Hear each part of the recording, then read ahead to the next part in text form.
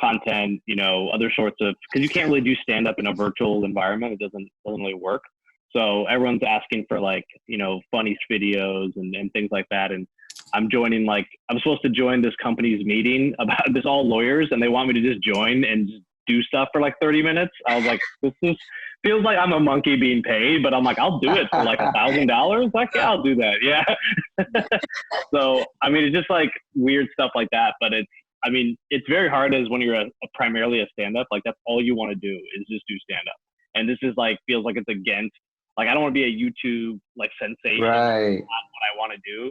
But I'm like, at the same time, you have to adapt or die. Yeah. I would say you figure out the stand-up virtual, figure out the modality that could work. Yeah. Yeah, like there's some stuff that works. Like I have a company in Chicago that produces shows and runs a bunch of stuff, and we're doing like pre-recorded content, but we're curating it. So we're making it like a show where we handpick like the comics, and they send us a clip, and then we make like a show, like a virtual show that people can join and watch and like comment on. And so we're doing that. But that's still like the audience is already there at the show. It's not like, they have to do it live, because that's so awkward to just have a comic do a set with no audience. Like it just doesn't feel organic. So we're trying to think of other ways to make it better and fun for the comics. Have you guys watched much of the late night shows lately? I've seen the John Oliver's show. That's the only one I watched for no audience, and I think his is fine. I think he's just, because he's a stand-up, so he knows how to deliver to silence, I guess, which is a part of the game. Yeah. But I haven't watched like any of the main ones yet. Yeah, they're. I'm a big Colbert fan. Really difficult to watch. I've basically been just not watching it. Trevor Noah, really hard to watch. Well, I went to this conference with my daughter. She's 14, and she's an aspiring YouTuber and follows all of these YouTubers and TikTokers. And it was amazing, the power of the people on social media. 15-year-old girls that have a TikTok with 30 million people. Yep. And it was kind of eye-opening for me, like, because I'm a marketer and I've been sort of compartmentalizing those books and not paying that much attention to it. But I went to this conference and I was like, whoa, I need to be paying attention to this world a little bit more. Because it was just wild. How powerful. It's crazy, because even at the comedy clubs, like I work Zanies a bunch, and Zanies will have like stand-up headliners pretty much 7 days a week. But then once in a while, they'll bring in like a YouTube person who will just sell out the club on a Monday and just have, like 200 like teeny boppers will be there. Like, and then every comic who's on the show before the headliner is just bombing, because it's like they're not there for stand-up. They're there for like the podcast or whatever weird shit is about to happen. So it's just funny to us. We're all like, what the hell does this person have that we don't? And then they start talking like, it's just that they built up a fan base with all their fans. I felt about it.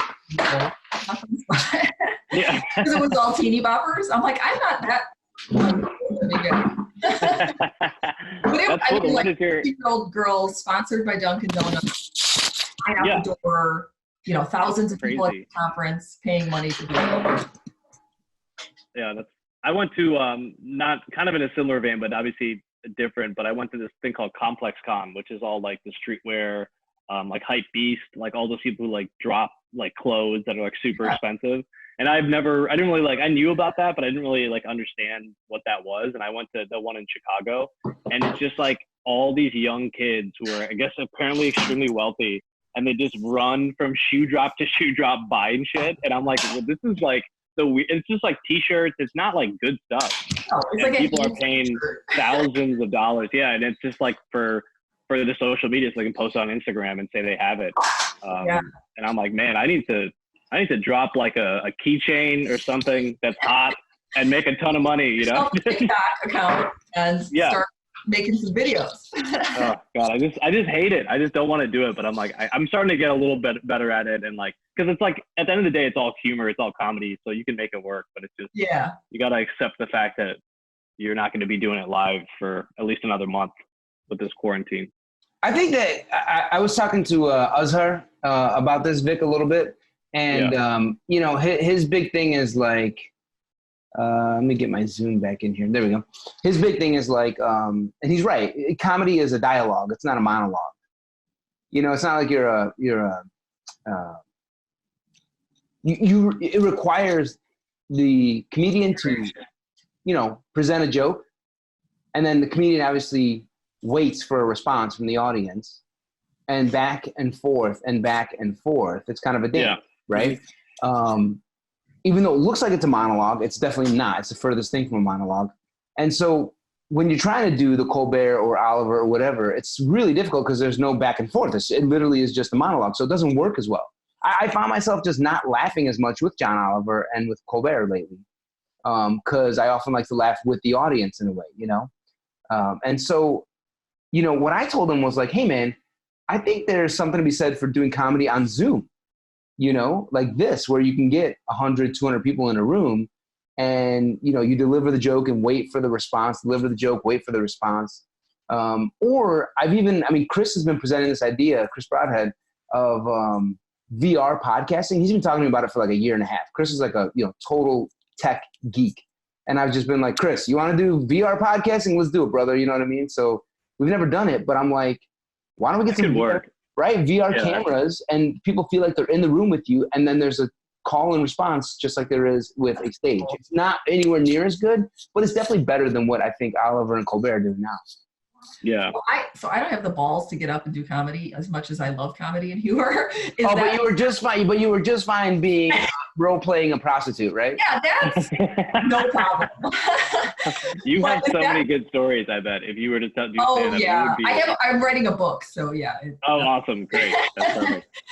Is that part of like the adrenaline though, and like the rush of it? It's kind of like, it's a little bit masochistic, because it's one of those things where like you do it and it's really hard. Like Amr can tell you, like starting off stand up, it's not easy, right? You're just going on stage at like dive bars at like 2 a.m. for like a year. Like that's like your life, and doing open mic. And it's like, you get that one laugh though, and that keeps you going to the next mic and the next, and then you eventually start getting to a point where you're like, you're doing better shows, you're like opening for bigger people, you're working the comedy club. So then it gets like more fun consistently. But that's the kind of thing about stand-up. You can fail at any moment. Like there's that element always there. Like you get on stage and maybe the show's going well, but for some reason they don't like you. Like there's so many variables that come into play. So it's one of those things where like you have to be a little bit kind of psychotic to do it. But it's like once you do it, there's no other comparison. Like there's not like, it's not like alcohol. It's not like sex. It's like there's nothing that you reach that's that good. It's like kind of like I equivalent to like a runner's high. Like I work out a lot, and like, after a certain point of running, you get this like kind of euphoric feeling. And it's the same thing on stage, but it's even amplified, like just off like a really good set. You can ride that feeling for like the whole night. Like it's great. But now it's like all of us comics like addicts, and now we don't have our fix, and now we're all like sitting around like, what do we do? So it's really an opportunity to disrupt that and figure out a different way to do it. Yeah, and that's what I think. I think it's forcing more creativity, which is good. It's forcing people to do things differently. So, you're saying after this, like going to the movies is not going to be the same. Going to a concert hall is not going to be the same because you're not going to sit right next to somebody. Yeah, for a long time, I imagine, right? Like even if it's like they gave the all clear, like I'm still not. I'm social distancing for a long time. Like I'm not being.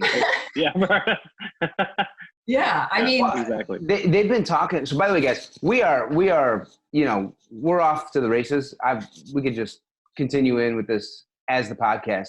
And in that case, just for safety reasons, I don't really know you guys very well, so I'm gonna just in case. Yeah. Just in case, you never know, right? Where'd you get that? Yeah, seriously, where'd you get that, and how many more do you have? Can you sell them to us? I had a guy. It's so funny. Just a month ago, I had a guy, one of my employees, working here at the restaurant, drywalling, repairing, cleaning, doing all sorts of stuff, and he literally went and bought masks. But he didn't even buy like 1 pack. He bought like 5 packs. So you guys need masks. Totally got them for you. $50 each. Yeah, the low price. The low price, yeah. But no, I mean, it seems to me, right, in this world that we're in, that so let's do introductions again. But let's do it the right way. So Karen, I've been introduced to you by the producer of this podcast, Chris Broadhead, and when I saw your LinkedIn profile, I was like, "What? You are a humor researcher?" Like. Yep. That's my passion. I love comedy. That's from what I can tell, Vic's passion as well. So it's almost like we get to peek a little bit behind the curtain of like how, someone who's actually studied comedy sees it. and might even help us understand ourselves or what we do. Now, Vic, I know because, you know, you do some comedy-related stuff for the corporate world. You probably have a better understanding of this than I do. But I thought that was, I mean, from all the things you've done, Karen, the Chicago police and working with the government and becoming a PhD, you're a doctor, right? I don't know how many people can say they worked as an undercover prostitute for the Chicago police and they have a doctorate. Oh, I bet no one can say that. That's a good point, actually. That might become my new mission statement or tagline. I just picture your business card. It's like former prostitute, doctor. It's like it just would be such a weird. People are like, wait, this isn't real. No, it sounds like a sitcom. Honestly, it sounds like a there you like go. you could totally on that. Yeah. There's definitely content ideas, but that's awesome. Like that's. But the humor is something that everybody can relate to, so I like that as a topic to study scientifically, because a lot of academic research is a bit of a snore, to be honest, and difficult to process and apply to mainstream. So humor is something that no matter who I'm talking to, they're like, yeah, I totally get it. And so I wanted to look at it at the application of the workplace. So been at jobs where I freaking hated it. I'm looking at the clock all day, feel totally unsatisfied, totally unfulfilled. But if you bring in that element of humor, it tends to help employees get engaged, be more creative, you know, help with difficult situations. Like right now in the ER and nurses and doctors, they're using like that dark gallows humor to cope. They just are, because they have to. Same thing with law enforcement and military. They use humor to help cope with difficult situations. So I just love that topic because it's been found scientifically to have numerous benefits. And this, I'm talking about positive humor, not like, you know, negative or racial or gender. Degrading, yeah. Positive humor. Karen, shown to have great benefit in the workplace. So Karen, you're currently the Chief Customer Officer, is that right? Yes. At Sip Science, which is a company that has an app that gets beverages to people who are basically signed up on the app. Is that right? Exactly. Yeah. So we bring a membership that will offer half price discounts on alcohol through our app. Got it. Yes. All right. So it's almost like, would you say like almost like the Instacart of alcoholic beverages? It's specifically for inside bars and restaurants. So you don't want to pay $16 for that fancy martini. You download our app and purchase a membership, and then you can get a certain number of drinks at half price. Nice. Got it. Okay. So at this company you work at, would you say the company is successfully using humor to relieve tensions, lighten the load, and make the work environment more positive, especially more psychologically positive? Oh, yeah, absolutely. I mean, there's a small, agile group of us in the executive leadership team, and we've had to pivot, obviously, with everything that's going on in the world. We had set for this big, huge launch in New York, and then we were going to come to Chicago. All of that's on hold. So if we didn't use humor, we'd probably be curled up in a fetal position with one sock on. So we definitely had to use humor to adjust. But we were using it even in our marketing and our branding and on social, because we want to bring an air of like fun and more experience, and you don't have to spend 75% of your disposable income on alcohol. You can go out, have a nice experience, and not break the budget. What we found, a lot of consumers have champagne tastes, but they're going to the dive bar because the dive bar is what they can afford. Right. Well, here's my issue with all this, right? Sip Science, I think, makes sense where you can bring in the humor. It's a small, agile team. But I got to tell you, I worked at JP Morgan for a decade, and by the end of it, I was like, get me the fuck out of here, because everyone has got, a stick up their ass, and you can't have fun.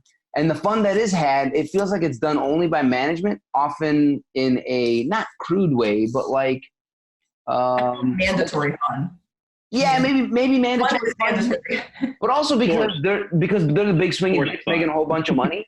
Because they're the big swinging dicks making a whole bunch of money, like it's easy for them to have fun. And there was this weird class structure, I felt like, and I was like, fuck this, I got to get out of here. Because a big part of my life was humor and fun, and I'm like, I'm not having it here. My soul is just curling up and dying on the floor with one sock on, Imagine if you brought, though, your humor to your team or the people around you at work. What would have happened? Yeah. Well, I guess. I think. Go ahead, Vic. I was going to say, I think that's what drew me to the startup world, and I'm sure, Karen, you can attest to this as well. It's just it's a lot more, there's less of that kind of classist feeling, and there's also just more of the people are friends like outside of work. Like we actually hung out together. People like aren't just like they clock in and they go home. Like there's this sense of community in a startup. I think that I found I could actually tell people I did comedy. Like I didn't tell people I did stand up at United at all. I was like, nah, I was very scared to like anyone know about my passions like outside of work, because I just was like, it's just a job and I'm here to make money and that's it. But once I started working at startups, I was like, oh, this is like I can be myself at work. Yeah. I can be a little bit more fluid, and the humor I think came naturally because like that's kind of what I'm drawn to. So it was. I think it is a huge thing with startup culture is like they try to incorporate it, but it can be done, I think, in the wrong way. But for a really good startup, I think they do it the right way and they try to make it part of, they try to make, because it is like a very fast moving ship and it's a lot of like stress. So they have to use humor kind of in the same way, not with the same dire circumstances as like cops and military people do, but at the same time, it's a stressful situation like all the time. So they need to relieve the tension somehow. So that's my point. At United, at JP Morgan, by the way, guys, assistant producer John Dolder, who helps us record all these, will probably be joining us. So you may see another person pop in here in just a minute. That's my point. So United, JP Morgan, the environment, Karen, almost feels like if Vic or I were to try and introduce humor, I mean, maybe I was too young. I was in my 20s. So maybe it was just an issue around time. But it felt to me like I'd be taking a big risk in a negative way, like hurting myself if I put myself out there in that way. It's almost like the environment did not allow for it or just wasn't conducive for it, or actually the environment would not reward me with likability necessarily. Maybe I'm wrong, but did you look into that at all? Or Karen, you've worked at some of these bigger companies, so you have this experience. So oh yeah, I died a slow death. Yeah, I totally experienced it, and that's why I will not go back there. But essentially what we're trying to say with our research is we're giving you permission to start to interject humor into the workplace because it is somewhat risky. And studies show that if you use humor, you are seen as more likable, but you may not be seen as competent. So it is a little bit risky there to show that side. But leaders that show humor are actually rated higher and rated as better leaders when they do use humor. So it helps when you're in that leadership role to set kind of the tone at the top for the culture and sprinkle it in with your employees. Yeah. Got it. Okay. So you are saying at a leadership level, the evidence is really strong about bringing in that comedy. Yes. Indeed, a junior guy walking in, the analyst, a first year, a second year, a third year, if he just comes in, people just stand up and like, yeah. I'm picturing myself standing on the trading floor trying to do stand up. Yeah, but if it was on my team at United and I found out that you did, I would love to know that you did comedy. I would want to know that about you. But that's also part of being a good leader is like knowing your people and what makes them. Of course. Yeah. It comes, I think the top down comment is that's like with any change or any cultural shift. I think at United, it just was it was very segmented and siloed. So I think there wasn't that kind of overarching, person to be like let's recognize this person has, other skills. It did help me find a girlfriend, but that's a separate. That was at work.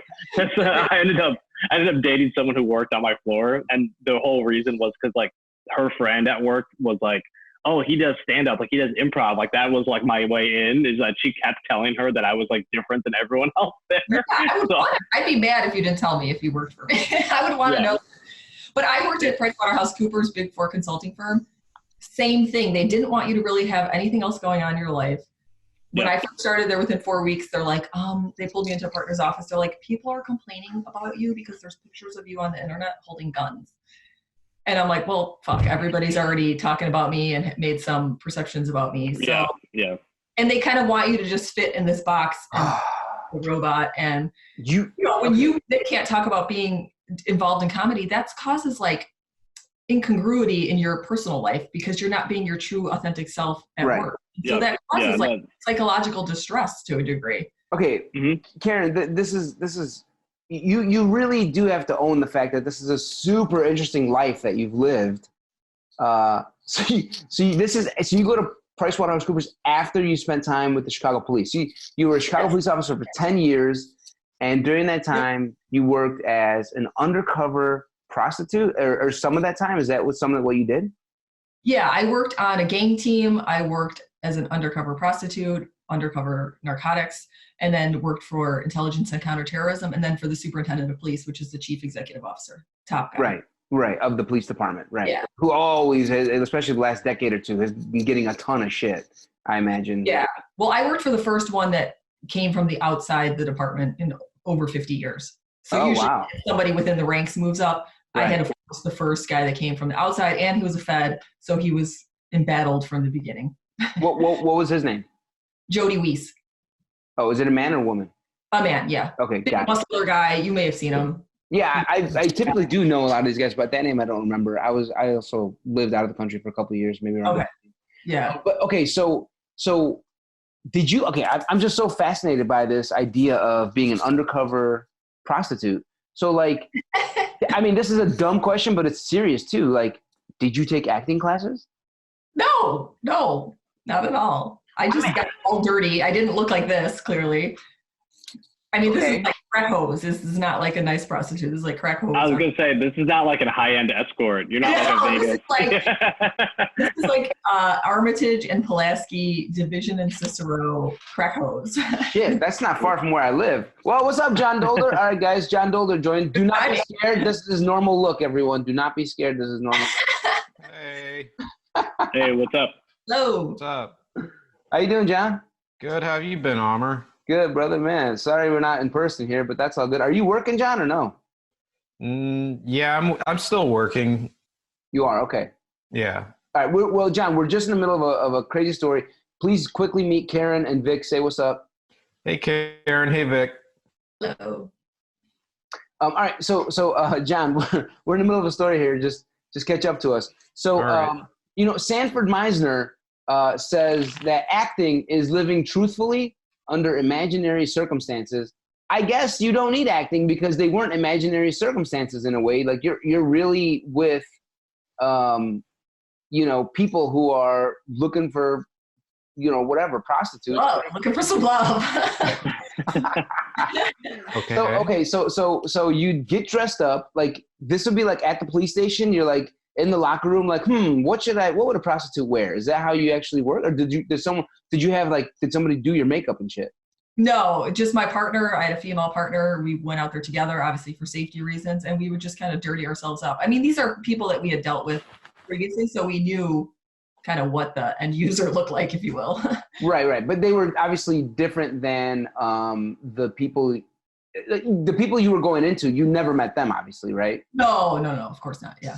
All right, so then you go in, so you get dressed up at the station, you jump in a different car, obviously, and then walk to a corner, and then literally just start trying to sell yourself. Mm-hmm. Yeah, I mean, it's pretty obvious in those areas what women on the corner are doing typically. Right. And we were, like I said, purposely dirty. I mean, I didn't look like this, so. Right. Yeah, and there may have been some drinking involved too, so that we smell like alcohol. And right. I mean, it happens pretty fast. Wow, how long did you do that undercover work?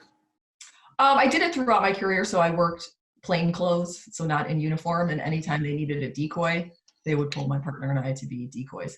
All right, so let's say Vic one day is driving by Division in Pulaski. Why do I have to be the person?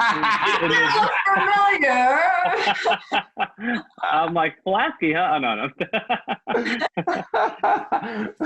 So let's say Vic walks up one day, or pulls up one day in his Cadillac, and he's looking for some love. He's like, hey, baby. Yeah, hey, baby.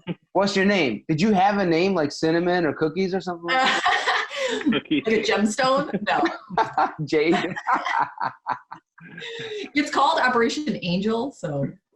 Really? So wait, did you call yourself Angel? I think we just use our regular name. You don't get, it's really not, you don't need to know the name, I guess. So okay, yeah. Yeah, you don't really buy a prostitute for the name. So you discuss the dollar amount, and then it's pretty much over. You guys clearly don't know marketing, because Vic has choices. All right. I think if you're going to a prostitute like that, that's it. That's the final stop. I don't think you're doing shopping. Yeah, you're not price comparing. You're going in like this is it. You know. We would do it in the winter, and we'd be freezing our asses off. So we shut up. The winter. Both of us, $5, and they'd be like, "All right, yeah." Yeah. No, really? Yeah. Crazy. Okay, so then do you guys jump in? You guys jump in Vic's Cadillac at this point? At what point do you fucking arrest the guy? No, as soon as the transaction is made, you do the takedown signal, whatever that might be, and then the person and their vehicle are taken down. Okay, so other people from the outside come in and take care of shit. Yeah. Damn. Yo, this is movie kind of shit. Am I wrong, guys? It's crazy. Yeah. I just watched Tiger King last night for the first time. I'm not gonna lie. I'm more entertained right now than I was last night. Yeah. I haven't seen this stupid Tiger King. I want to see this. Oh, you gotta see it. It's good. Is it good? Okay. So at some point, did the prostitute consumers figure out you and your partner were doing this, or were you guys able to successfully stay undercover the whole time? No, they don't know. And so when they would get taken down, we would run off like, we're, right. Because you don't want to go from a place of undercover to enforcement. That's very dangerous. Very, yeah. So we would just stay undercover the entire time. Plus, we want to keep the round robin of people coming throughout the night. Right. Damn. And people are watching, so. Am I the only one super fascinated by this, or Vic and John? Is this interesting to you guys at all? No, this is pretty interesting. It's crazy. There's another operation called Operation Angelo. So we would have male undercovers, and I had a male partner at the time, and we would go to the bird sanctuary at Diversey Harbor, and my partner would go in there undercover because that's where a lot of solicitation happens for male on male. And he would always say that was like the scariest thing he's ever done in his whole career was going to the bird sanctuary undercover. That's kind of funny that the bird sanctuaries or the men were like, let's do it here. Let's go to the bird sanctuary. I know. He would come out and be like all skittish, like they were coming out of the bushes with like tissues and lotion and. I'm picturing a mating call. I'm picturing a mating call of like, caw, caw, caw. Yeah, so be careful when you go to the bird sanctuary. I'll make sure I keep that in mind next time I'm That's going to be my little fact. I'm going to tell all the kids that are there. I'm like, hey, there's like male prostitutes get solicited here when I'm like just there hanging out. That's going to be one of my points about the city when I have family visiting. Yeah. A good little let's go to the bird sanctuary. John, I was this big, tough guy, and he would come out of there so scared. Oh, man. Hell yeah. Funny. All right. So now were you scared, Karen? Like, at what level did you feel like you were in danger or not? That's a great question. So normal police work, I did not feel scared. Like, I like chasing people. I like car chases. I like putting myself in danger. But the undercover is different because you don't have a radio. At the time, we were not allowed to have undercover weapons. So I couldn't have like a small 380 or a knife or anything on me. That was against policy for the department. So you're really out there vulnerable. So that was a different feeling. You're really out there what? You're out there vulnerable. So that's a yeah. different feeling than normal police work. Not that the uniform and the radio and all of that does anything, but it's just a very different feeling. So that to me was the scariest work that I did on the job. Yeah, for sure. Yeah. Sorry, someone is ringing the back door at the restaurant. I guess they don't have a key. Guys, continue on, please. I'm going to open the door for the cook that's coming. Hang on a second. How did you make the pivot? Like how did you decide what you wanted to do after the police work? Like, did it just naturally, you kind of touched on a little bit, but I mean, going from, it sounds like did you work at Motorola right after? What was the first kind of corporate gig that you had? Yeah, Motorola was the first corporate gig. And that's a great question. I get that question all the time. And I still don't know what I want to be when I grow up. So in 5 years, I'm going to maybe I'll try comedy by then. You should. Yeah. So after I got dumped from the superintendent's office and sent back to patrol in midnight and just kind of a pariah on the job because I worked for the superintendent that nobody liked, I was kind of like, maybe I should go do something different. I did get my master's degree along the way. And so I looked for a job in the private sector, which was difficult because being the police was like my existence. It was who I was. So it was very difficult to leave that behind and then go pursue something totally different. So I found Motorola, it was great because their core customer is public safety and law enforcement, and I knew that very well. And so I went into the organization being one of the only people who has law enforcement experience there in a 10,000 person organization. So it served me really, really well there. Nice.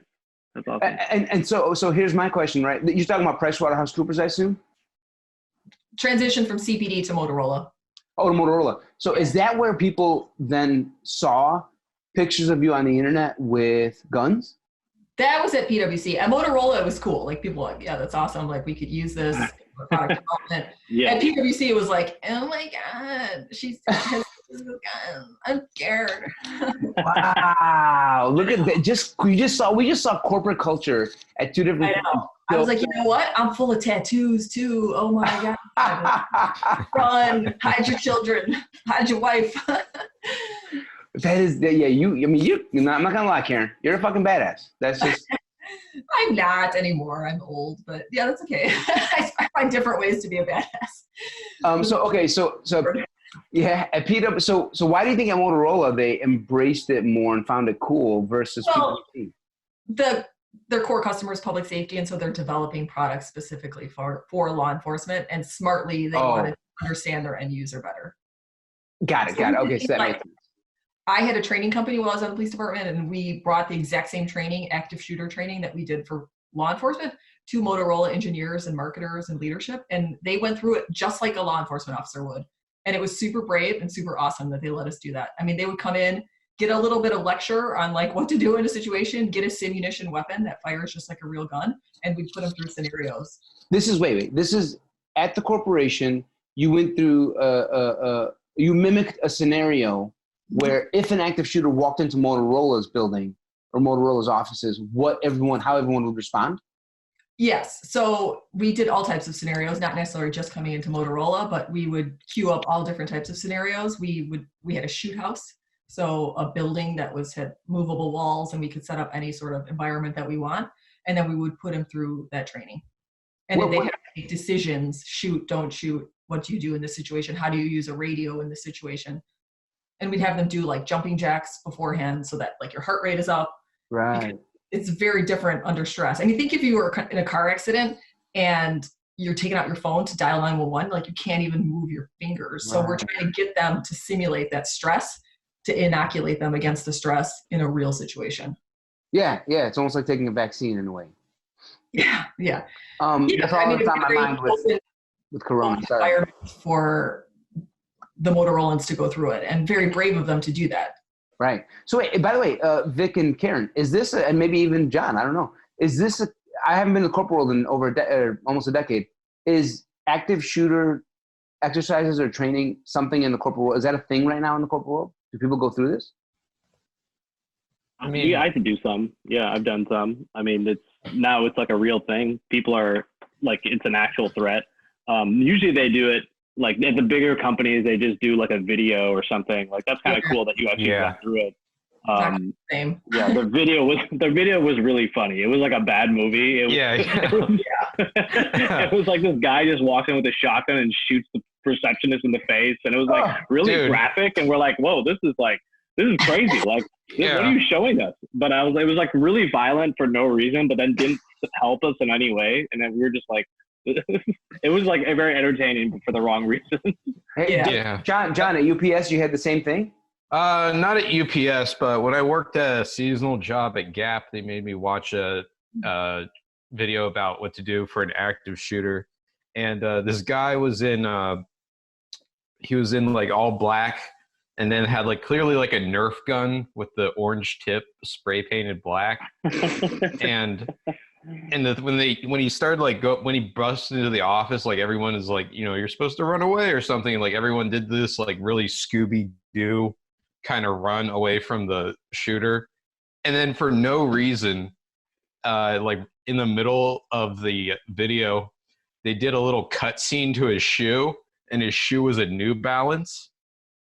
And if you don't know about Gap, they own New Balance. So I was like, that's good product placement. Oh, wow. There's product placement in the shooter video. Wow. Yeah. It was pretty good.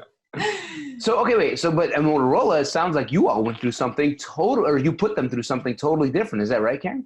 Yeah, we put them through the same training that law enforcement would go through. So it's a day-long, hour-long training at a shoot house with simunition weapons, real scenarios as you could possibly get, where they have to make decisions, act in these stressful situations. Now, as part of all this, at some point, is Motorola or was Motorola provided with weapons in case there's an active shooter? Like, does a manager or someone have access to a weapon on site? Oh, I see where you're going. So we were doing it for education purposes because we brought in folks that were working on products for law enforcement. So how can you design a product for law enforcement if you've never like walked a day in their life of their shoes? So ours was more for education. I see what you're saying.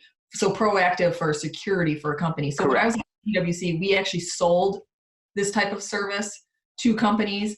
It was a tough sell though. Unless an incident happened, companies just are not going to spend money on active shooter preparation. Yeah. Which is terrible. I guess they need to see the threat. I guess they would need to see the threat more before they start hiring for this, which is unfortunate. Yeah, unless there was an incident, then we'd get a bunch of calls, and then it would kind of die down, and then another incident happens, and then it kind of dies down. Damn. Okay, so let's keep going on the Ferris wheel of Karen Bartuch's life. No, I feel bad. Okay, go ahead. Yeah, no. We're trying to. This is way more interesting than a comedian's life. This is like crazy shit. Like, we're as comedians, we're here to have fun with your stories. This is amazing. Oh, we would record it and play it back and absolutely make fun of everybody through their scenarios for sure. That was part of the training. Yeah, that does sound. Public humiliation. Okay, so then at some point you decide to actually become a doctor, like literally get a PhD in business, and there you did a bunch of research, which I found fascinating, which was the humor research. Is that right? So you went to DePaul to get a PhD in business administration? I did, yeah, a doctorate. So I was at Motorola, worked there almost 5 years. Is a doctorate is a PhD, just to make sure, right? Well, PhD is slightly different. So it is a different accreditation. So it's still a doctor, but the doctorate has a different accreditation than the PhD. Got it. Still went through the same rigorous coursework, dissertation, et cetera. It's just a different accreditation that quite honestly I don't understand. So and clearly neither do I. Yeah, no, yeah. I guess the doctorate's more business in Europe, is more popular in Europe, and meant more for people that are working in roles versus going in to be a true academic, which would be that PhD route. Got it. Yeah, so I was at Motorola almost 5 years, moved up very quickly there. So went from individual contributor to manager of managers, and had to kind of learn on the fly because the things I learned on the police department didn't necessarily always translate to the private sector. So I like dove into leadership and how to influence people and all of that stuff. And started realizing like there's a better way to solve problems that are going on in the corporate world. For instance, every year we would like look at sales compensation and be like, why the fuck aren't the sales guys selling the thing that we're trying to get them to sell, the new thing, even though we're giving them 5 times more incentive, more money, like why aren't they selling it? And so I started finding academic research and seeing all this other great body of work that's out there that can help you be smarter in business. And then I watched Amy Cuddy's TEDx around power posing. If you guys I've seen that. Yeah, and I was like, basically body language and making yourself bigger, right? Yeah, and I was like, holy crap, that's exactly what I want to do. I like studying people and like behavior and understanding like if I do rock, paper, scissors with my husband, if I do it once, I know exactly what he's going to do next. I could like predict what he's going to do next, which is bad for him, I guess. But I like being able to understand people and their behavior and, how they're going to operate and why they're going to operate. And that's what the doctorate allowed me to be able to do. I mean, it sounds like it's not just business administration, but really, and this is what economics is, I think, psychology. It's psychology, yeah. And that's what my undergrad is psychology. Makes sense. Okay. All right. So you get your doctorate there and that's where you start. So then what brought you on to doing humor research? Yeah. So we started out doing group projects like every good, school program does. And so we needed a topic that all of us in the group liked. And, one person was in sales, the other guy was in HR, I was in marketing. So I was like, what are we all going to care about? And so we landed on humor largely because when I was at Motorola, the CEO, who's still the CEO, Greg Brown, He was a great orator. He would get up, and he's one of the best public speakers I've ever seen. And he always used humor when he was talking.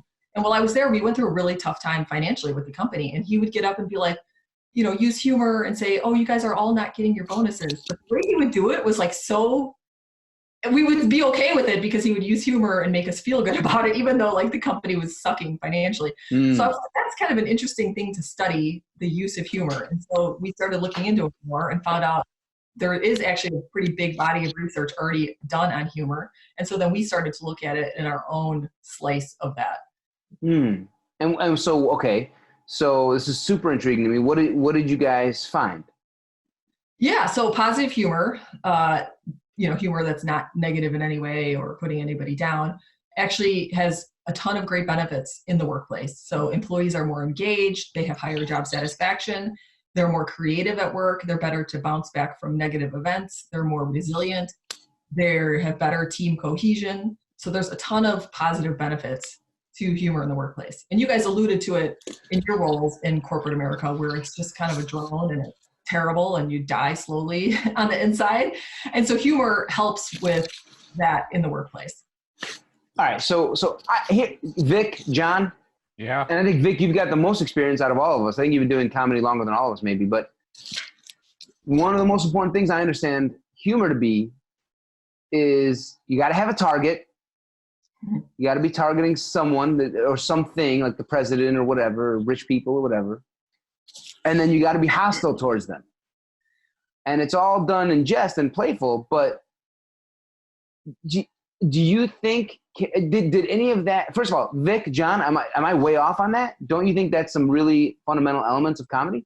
No, some of the best jokes are just ripping on people if you're like hanging out. Right? So hostility and targeting. Okay. Yeah, exactly. Vic, am I way off? No, I think that's definitely a large, like, roast humor is a huge part of comedy. Like being like a rant comic like Bill Burr, where you're taking down, you know, like either people or an institution, right, and you're just going off on that. Like that's definitely having a target. But then there's also humor that's like introspective, where it's like I'm talking about myself. Self-deprecating. Like self-deprecating.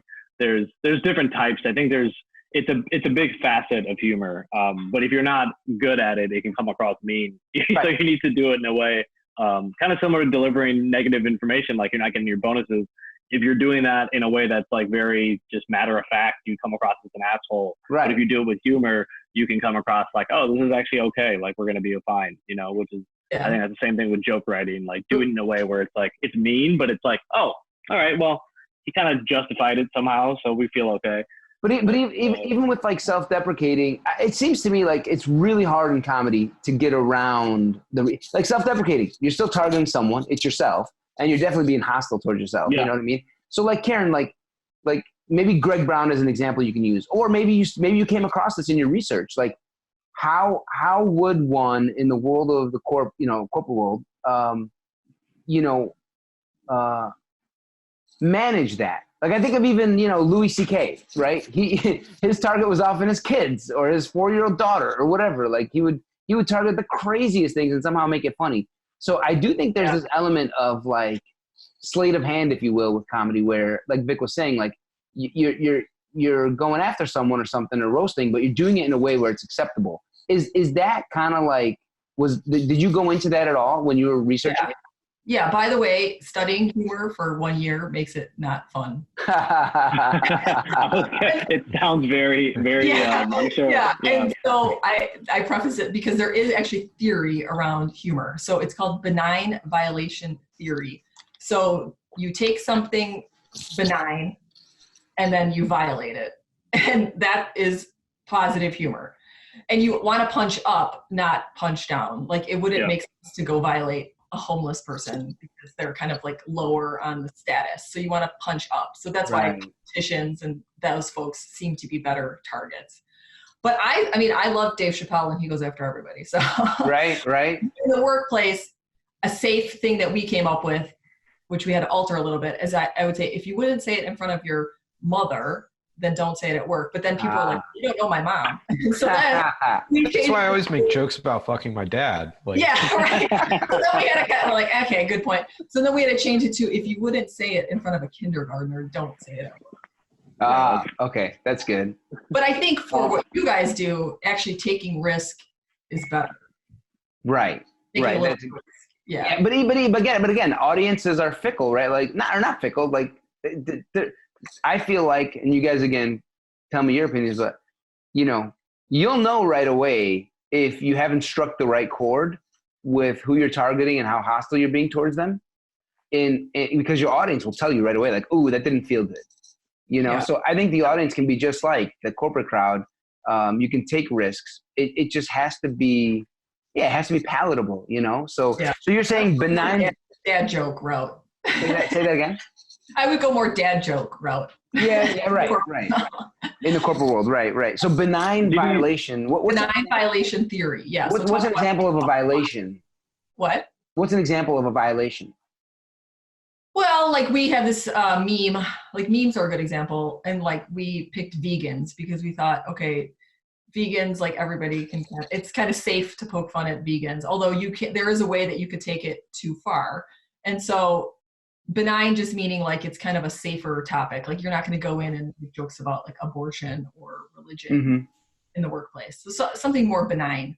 Like you could make fun of somebody's lunch or something versus picking something really serious to violate. Okay, there was this dude who used to always eat tuna out of a can at work. At JP Morgan, and it just drive me bananas. The guy would get a plastic fork, bust open the can of tuna, and just walk around the floor and just like. I'm like, yeah. What's that? Who carries a can opener? What did you say, John? Who carries a can opener with them? A guy who eats tuna on the floor. Oh. Yeah, Did so you ever look at in your research, Karen? I think it's interesting about this whole thing of like punching up and punching down, and like you said, you cited Chappelle, like he gets away with it and it's like funny to everybody for the most part, right? I think there's also this element, and this is what I've noticed doing comedy, it's like a trust thing. So if the audience trusts you, you can get away with more shit. Like, and I think as you get more famous and more well known, you're catering to your audience, so you can then say something. You don't need to give as much like of a basically, like, you don't need to build them up and be like, I'm this great guy, but then I'm going to shit on this.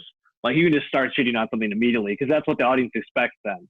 So I wonder if in the corporate place, like how the parallel is like if you're a CEO, you already have trust. So you're okay to make these kind of jokes and make these kind of things, and you can make light of a serious situation. And it's the same thing as being a comedian. Like, you have to establish that trust first with the audience. Like in a 20-minute set, your first 5 minutes is like building that rapport. And then once you have the rapport, then you can start like shitting on things. But if you were to start and shit on things immediately, people are not going to like you. And I think I found that over time, like I can get away with crazy stuff if I've earned their trust earlier on in the set. Yeah. And by the way, you guys are the ones that do the awesome. I do not write jokes. I'm not a comedian by any means. So you guys are out there doing the awesome stuff. So I wonder, Karen, if Greg Brown? Is he the CEO of Motorola? Yeah, Greg Brown. So I wonder if he, over time, won Motorola staff, won their trust. Like they just kind of knew the type of guy he was. And so he, like you said, Vic, Dave has kind of earned the trust. He can go right into it, and audiences are gonna trust that he's coming from a good place when he cracks the jokes. You know what I'm saying?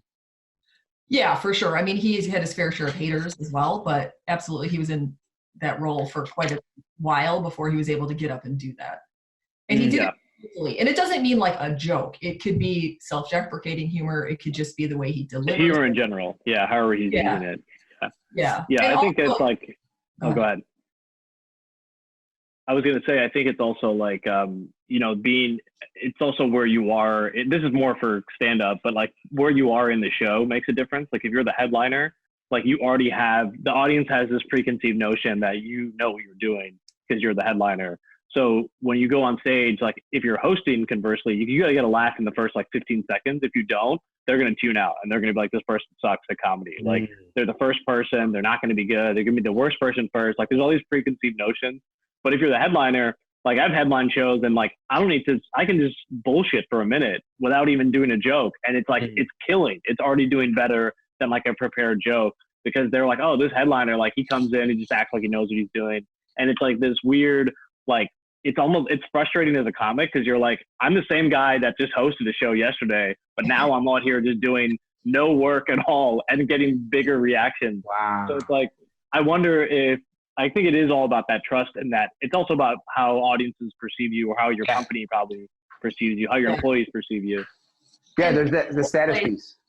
In the workplace, the humor, you could also be a receiver of humor. You don't have to be the one delivering the humor to engage in humor. So you can, because a lot of people are like, oh, I'm not funny, I can't be funny. So, but if you engage in the humor, that's still, being Facilitating part of your workplace. So it's a two-way street.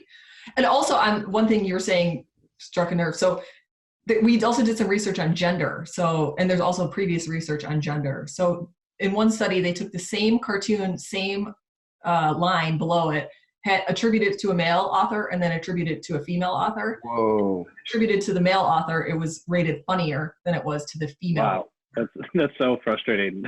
Yeah. Like headliner versus guy hosting the show.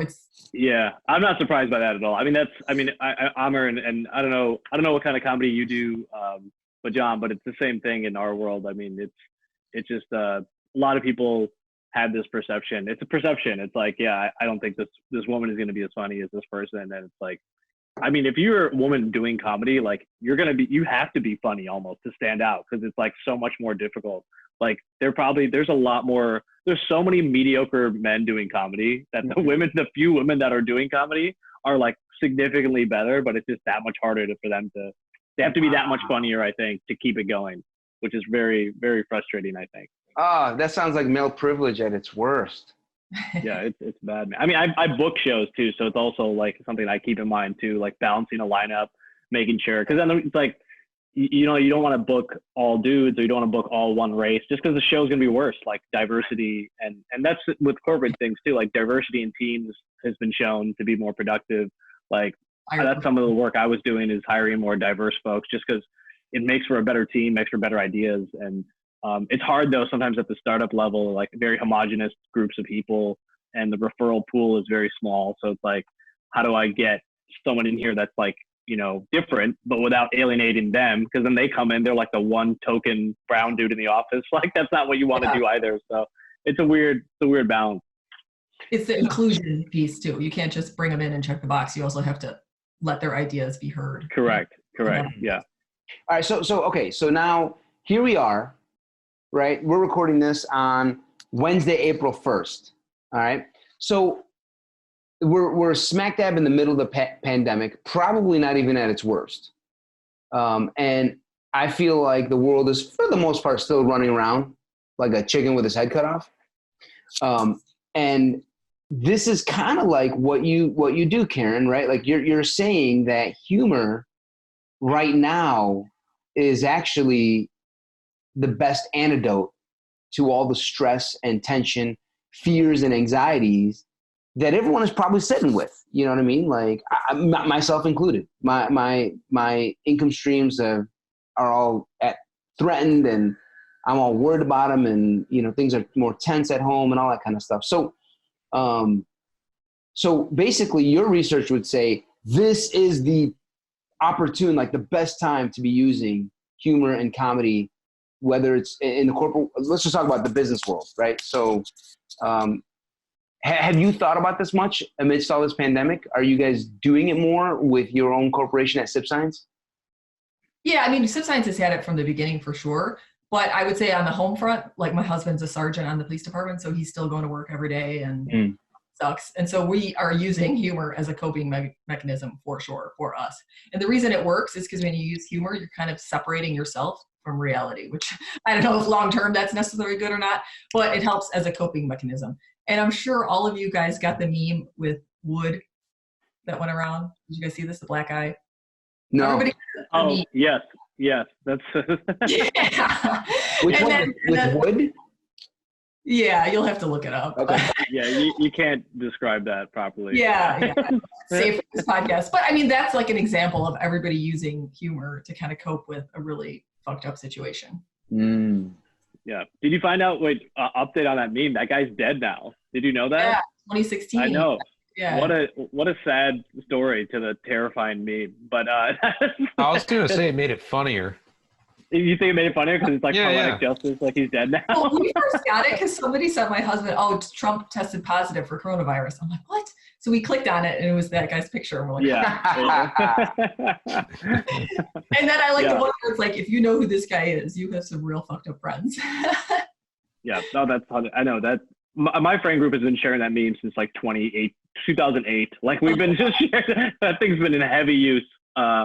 I think going back to the humor and coping thing, I think even at the level, like an individual level, people use it to cope. I mean, I think people laugh at themselves. I think people, you know, for comics specifically too, like a lot of people do comedy because it's cathartic and like they laugh, but they also get utility out of that. They make other people laugh. They feel better. It's like you said, comedy is a two-way street. And it's like, I think that's why so many comics keep going despite it being so bad, is because that's like the one coping mechanism that they have. And that's why a lot of people are really struggling right now, because they don't have that. That's like their one outlet. And they don't necessarily have a 9 to 5. They don't have a job. So they're like really feeling that anxiety and depression start to creep back in that they must have been battling through, you know. And it's like, and those are the people that I'm like worried about during this, is people that have no outlet, have no resources. It's like, those are the people that are going to be really affected negatively after all this, not just financially, but like mentally. So I told you guys I haven't taped a podcast in a few weeks since it's all started. And for me, I didn't start doing comedy till, well, I mean, so this wonderful friend I have, Azhar Usman, is a comedian, and he would tour. And, you know, I was going through a divorce and the financial crisis in 2008, 2009. And I was kind of like, I was at JP Morgan on the trading side. I kind of was in fixed income. I had a front row seat to the whole 2008 financial theater. You know what I mean? And it was really stressful. Every day I'd walk in, I'm like, okay, I'm just waiting for them to fire me. Plus I kind of knew the economy was literally brought to its knees. So I was like, oh shit, like this could be really, really bad for like everyone, you know? So it was really stressful on me. I was kind of young in my 20s. And on top of it all, I was going through a divorce. I was previously married. So in that scenario, I literally would just tag along with Azhar, my friend, and go to his shows and just tour with him and just laugh my ass off as much as I could, because it was literally the only thing that was helping me get through it all. So hearing you say all that resonates. And so in the last 3 weeks, by not taping a podcast, not getting up on stage, not doing any improv, nothing, I found myself in the last week, like literally, there was a day where I'm like, why am I so sad and angry and anxious? And I had a moment, Karen, where things weren't that realistically bad, but I was struggling to dial on my phone. I'm like, okay, I need to take a breath. I stopped, I prayed, I meditated, and I was like, you know what? I think it's because I haven't done any comedy or taped any podcasts. I think that I need to just, I think that's just a reality of how I'm built or who I am, is it's an opportunity for me to let it all hang out in a way, you know, is getting on stage or talking to people and trying to make light of a situation. So that totally resonates with me personally, just in the past few weeks, and not taping anything or not doing anything. So, you know, energy. I mean, and like you're saying, you want that feedback from the crowd, but it's just about positive energy too. I mean, think about it. When people are super negative, or you've got that friend who's always like victim, woe is me, who the hell wants to be around that? So in this time, you want to be around that good, positive energy. At least that's sort of the metaphysical things that I believe in. Yeah, no, that resonates for me too. That was my experience. And so, yeah, I think Vic, you're right. I think that, you know, anyone who is used to doing comedy or using that as a tool for themselves is, you know, probably or potentially suffering because they're not. I've been, you know, I am. Yeah.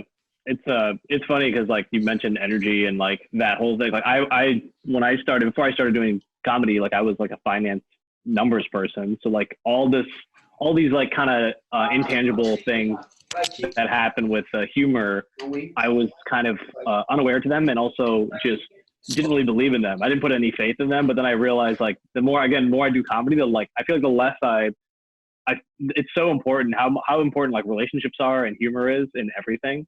Like that is like what ties us all together. It's not necessarily data. It's just like these intangible things like that can make or change like my opinion of someone. It's like if their energy is good, if I feel like a positive vibe when I come in the room, And like, if you talked to me 5 years ago, I'd be like, that's the dumbest thing I've ever heard of. Like, that's stupid. Like, it's just so interesting how it is really all about, at the micro level, it's about like energy and like making someone feel comfortable. And then you can do so much more, but you think it's like very complicated. There's all these attributes. It's really simple, actually. I think like human interaction.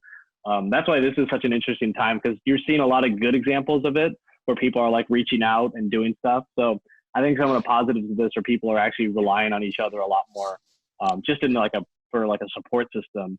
And it's interesting seeing people like connect again for the first time in a long time.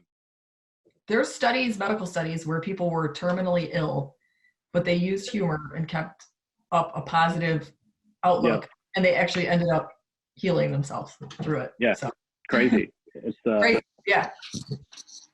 So okay, so go ahead. That's my long justification to why I should be allowed to say dick jokes. That's how it basically. Don't hold it in. It's not good. I think also the more you lean into your authentic true self, the better off things are and the more opportunity there is. That was one thing I learned later on in my career. Like, I always felt like I had to say and talk a certain way.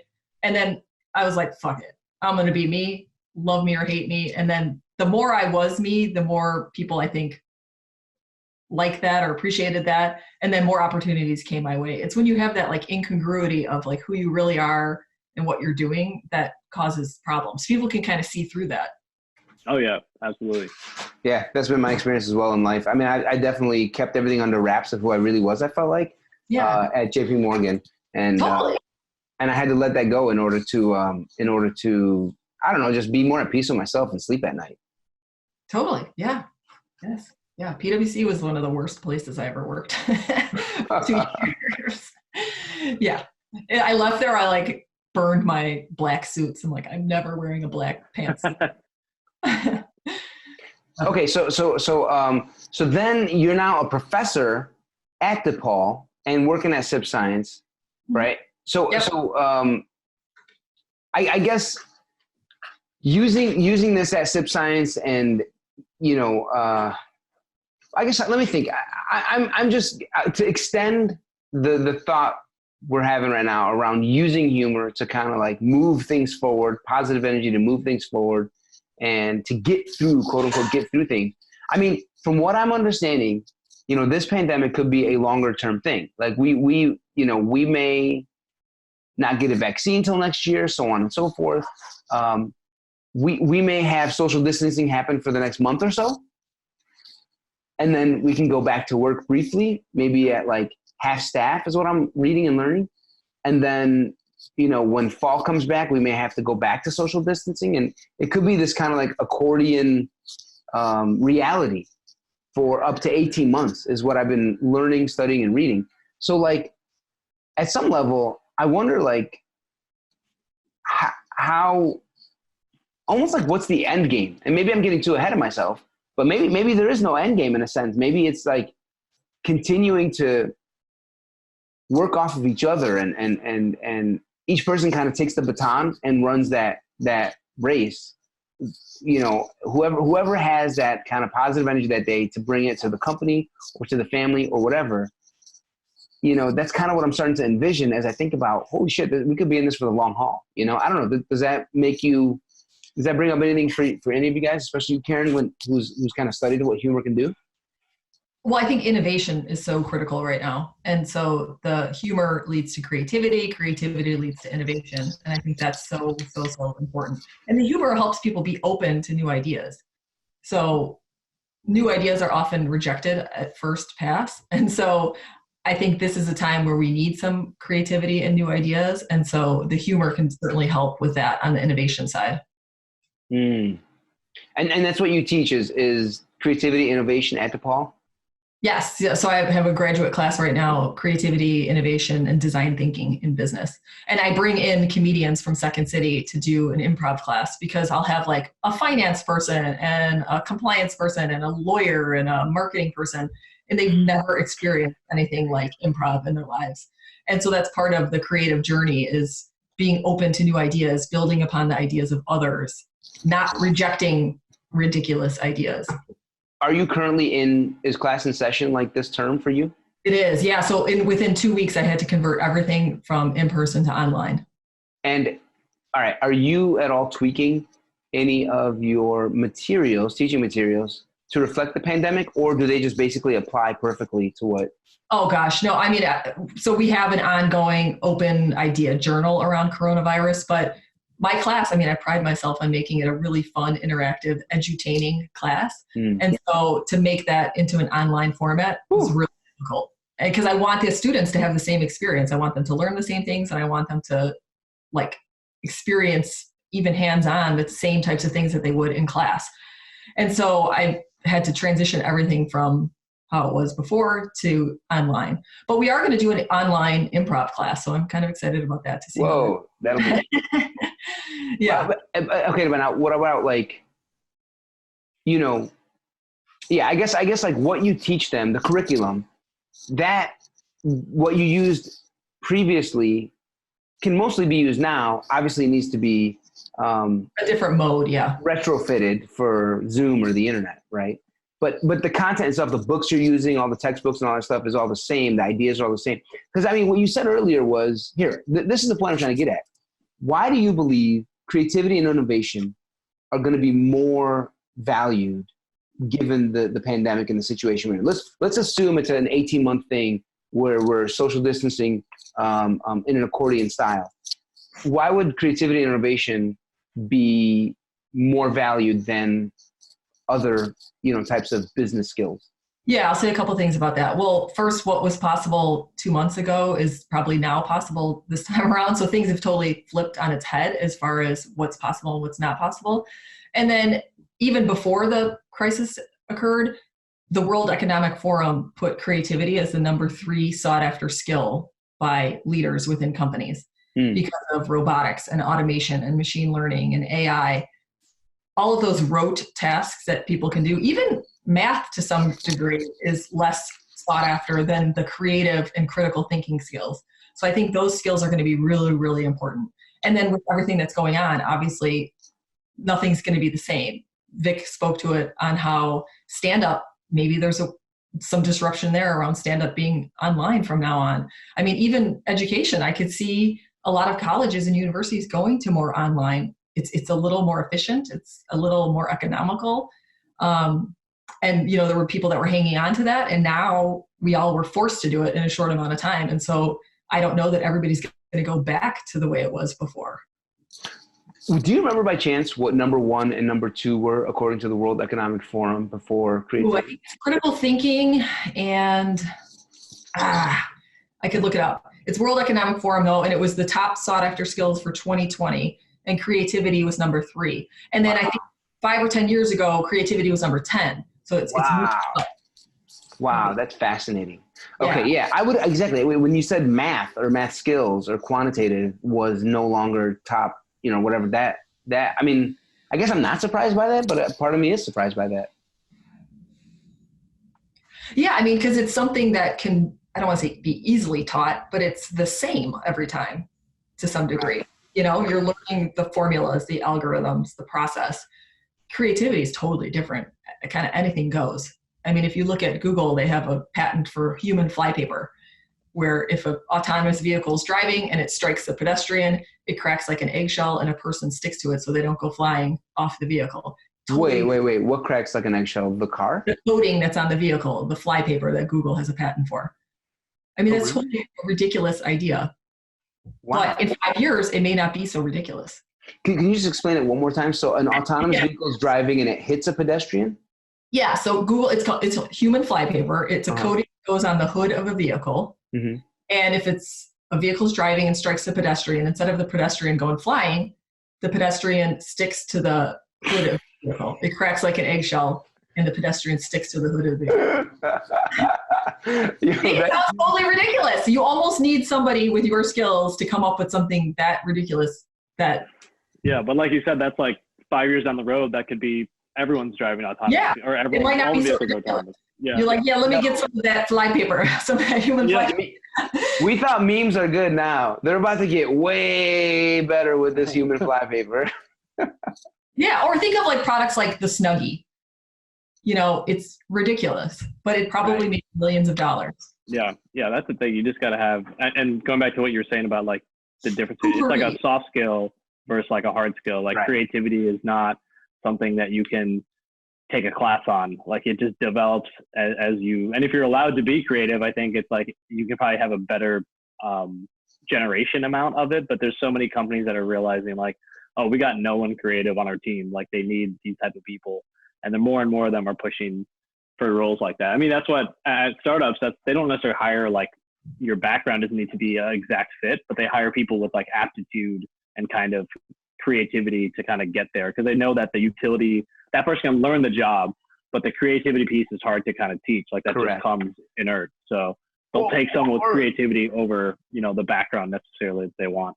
Or Vic, it's a muscle that's developed over time. So I'm curious to hear how you, because I mean, right, Vic, like when I started doing stand-up or improv, holy shit, was it hard? Like you said, man, it's just like, it was almost psychotic what you're doing. It's so difficult to get the creative engine, you know, firing on all cylinders.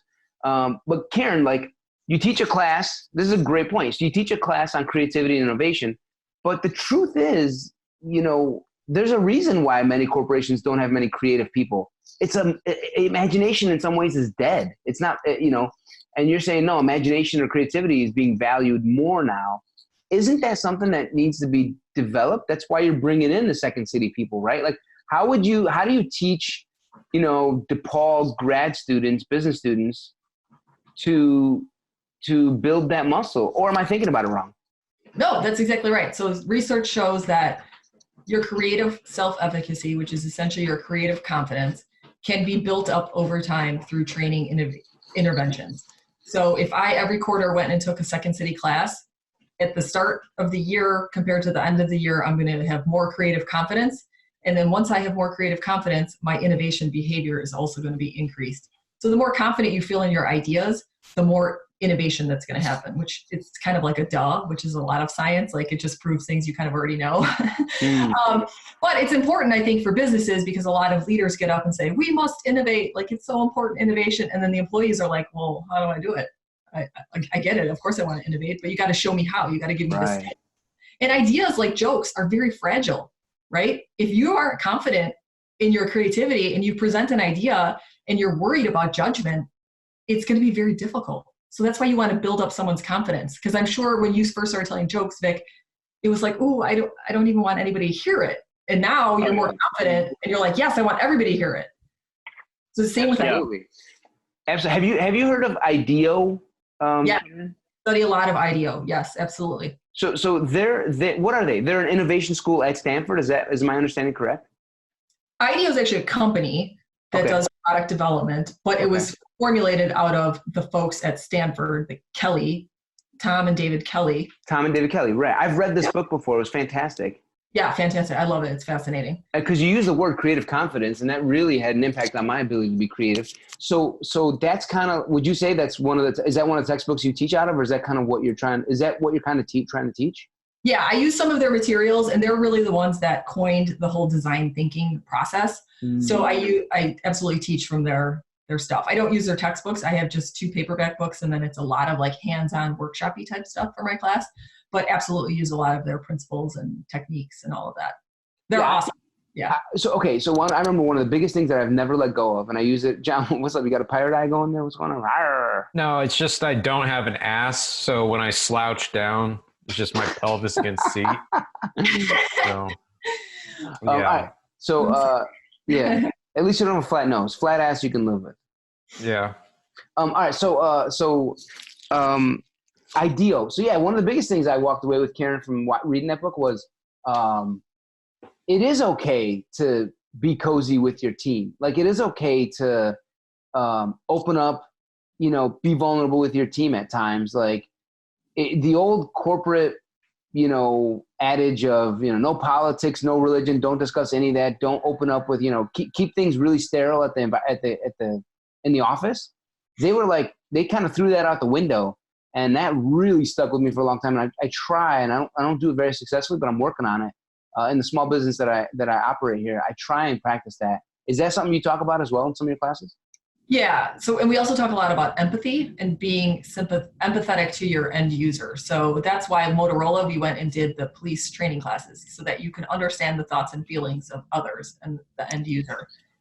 And I'll say on the vulnerability piece, I'm working on that too. I don't know what it is, if it's like the Midwestern upbringing or I'm German or Catholic or what it is, but I am not good at vulnerability. Like I was raised to not show any sort of vulnerability, like any sort of weakness. I don't know what it is. So I'm working on that. Oh, we can practice right here. You can go ahead and cry in front of us right now. No, I don't have tear ducts. I say that all the time. Like I like I've seen my mother cry maybe once, and that was recently because her cat died, and that was it. So I don't know what it is. So I'm working on it. I'm a Brene Brown follower. It's culture. It's culture, baby, right? Like you are weak if you show sadness. Yeah. I don't even let people know if I'm sick. Like, well, of course now I wouldn't, but I wouldn't, if I had a cold, like I don't want people to know it's a sign of weakness. I will not be vulnerable in any way. I don't know what it is. Yeah. No, I think it's culture. I think that's a thing with comedy too. When you start comedy, a lot of your jokes aren't vulnerable. They're coming from a topical place. It's like what you think is going to be funny. And then you realize the more you do comedy, you're like, oh, people want to hear about the empathy and the vulnerable stuff I have, but I'm scared to share it because I don't want to share like who I really am. Because then if they don't laugh at this, that means like I'm as a person not funny. Like it's not just like this idea is funny. It's I don't know how you do it. Yeah, it's me and my core is not funny. But then those bits are what people really relate to. And it goes the same in the workplace, like the empathy angle. If the boss is empathetic and they say something, it's like, oh, this is still like we can all relate to this person. It's all also about relatability, but it's like it's very hard. It's easy to say that, and if you know what the right answer is, but to execute it is a totally different thing. My favorite joke, which I didn't think would hit so hard, I thought it was kind of I thought it was a little hack, but it turned out to be one of my favorite jokes that I use now. Is about my wife and I, and it goes. I'll give it to you guys. It goes like this, and I say to the audience, hey guys, so I just celebrated 5 years with my wife. And they're all like, woo, yeah, wow. Especially the married people, because they're like, holy shit, yeah, 5 years, that's hard. You know, marriage is hard, you know? And so we connect for a moment about like, yeah, we're all in this together about marriage, you know? And then I go, so on our anniversary dinner, I asked my wife, baby, if I die first, would you remarry? And she says to me, yes, come in. Sorry guys, hang on 1 second. Hey, what's up, Lauren?